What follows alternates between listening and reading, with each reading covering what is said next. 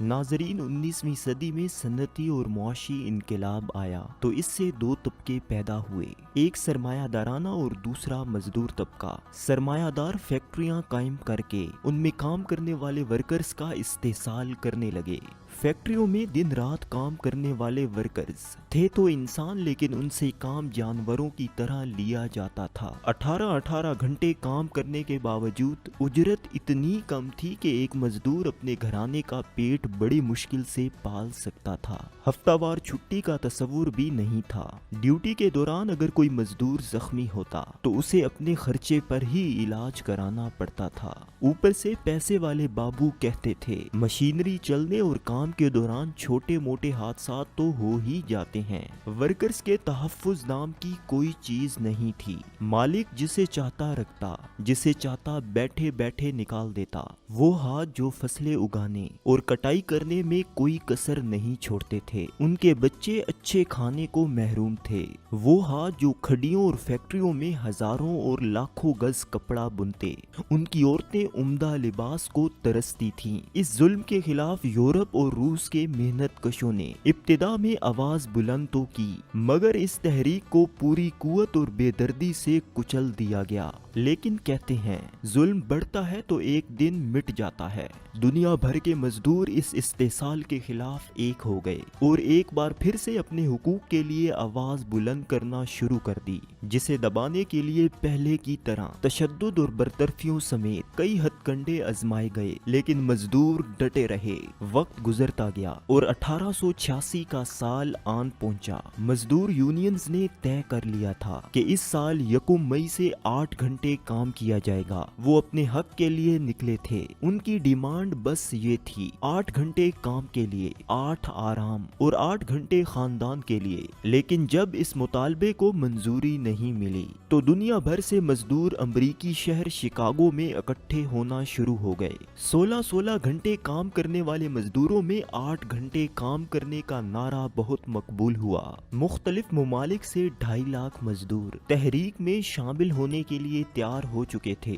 مزدوروں کی دی گئی ڈیڈ لائن 1 مئی تک تھی، تب تک بھی منظوری نہ ملی تو انہوں نے ہڑتال کر دی۔ ادھر اس احتجاج سے نمٹنے کے لیے جدید اسلحے سے لیس پولیس مزدوروں کے سامنے آ کھڑی ہوئی، جسے سرمایہ داروں کی طرف سے بھرپور مالی تعاون حاصل تھا۔ تاہم 1 مئی کی ہڑتال بہت کامیاب رہی۔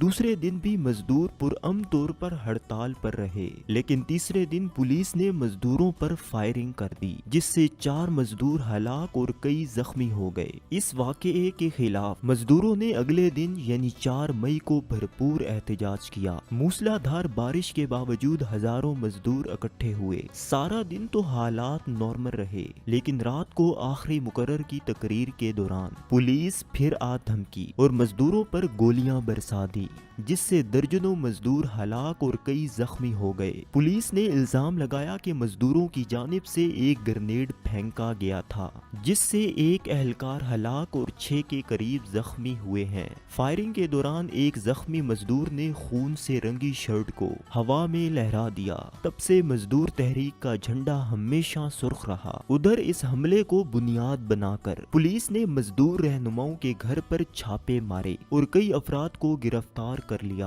کرمینل کورٹ میں مقدمہ چلا تو دفاع میں کسی کو صفائی پیش کرنے کی اجازت نہیں تھی۔ اٹارنی جنرل نے عدالت سے مخاطب ہوتے ہوئے کہا، سماج کو بچانے کے لیے ان مزدوروں کو سزا دی جائے، جس پر 5 مزدور رہنماؤں کو سزائے موت سنائی اور باقیوں کو عمر قید کی سزا ہوئی، جن میں 4 کو پھانسی دے دی گئی۔ تختہ دار پر ان مزدور رہنماؤں نے یہ تاریخی الفاظ کہے، تم ہمیں ختم تو کر رہے ہو، لیکن ہماری آواز کو دبا نہیں سکو گے۔ انہیں سزائیں تو تحریک کو لیڈ کرنے کی پاداش میں دی گئی تھی، مگر بہانہ بم دھماکے اور تخریب کاری کو بنایا گیا۔ ان میں سے صرف 2 افراد امریکی، باقی انگلینڈ، آئرلینڈ اور جرمنی کے شہری تھے۔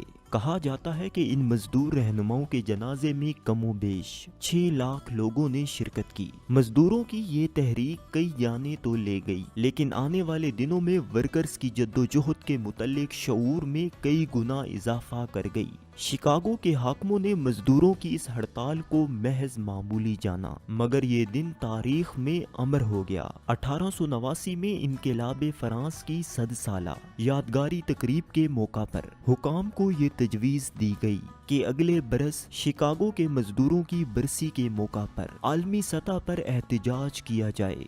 ये तजवीज़ मंजूर कर ली गई और 1 मई को बाकायदा तौर पर लेबर डे डिक्लेयर करार दिया गया। मजदूरों के लिए 8 घंटे काम के वक्त का तयन किया गया। हफ्तावार छुट्टी का कानून बनाया गया। वर्कर्स को यूनियन और मुलाजमत के तहफ़्फ़ुज़ का हक दिया गया। मजदूरों के मुकदमात की समाअत के लिए अलहदा लेबर कोर्ट कायम की गई। ख़वातीन वर्कर्स के लिए मैटरनिटी रुखसत का कानून भी बनाया गया। 1890 से ये दिन दुनिया के बेशतर मुमालिक में इन मजदूरों की याद में मनाया जाता है जिन्होंने जानों की कुर्बानी तो दे दी लेकिन अपने हक से पीछे ना हटे। नाजरीन, अगर पाकिस्तान की बात करें तो हमारे देश में आज भी सूरत हाल कोई ज्यादा मुख्तलिफ नहीं है। इसमें कोई शक नहीं कि हमारे मुआशरे में मजदूर को एक खास मकाम हासिल है। मजदूर की उजरत उसका पसीना खुश्क होने से कबल अदा करने का दर्स है, लेकिन आज एक मजदूर काम तो 8 घंटे करता है। फैक्ट्रियों में हफ्तावार छुट्टी भी दस्तयाब है, ओवर टाइम भी मिलता है, लेकिन इसके बावजूद मजदूर के हालात ऐसे हैं कि वो मौजूदा महंगाई का मुकाबला करने की सकत नहीं रखता।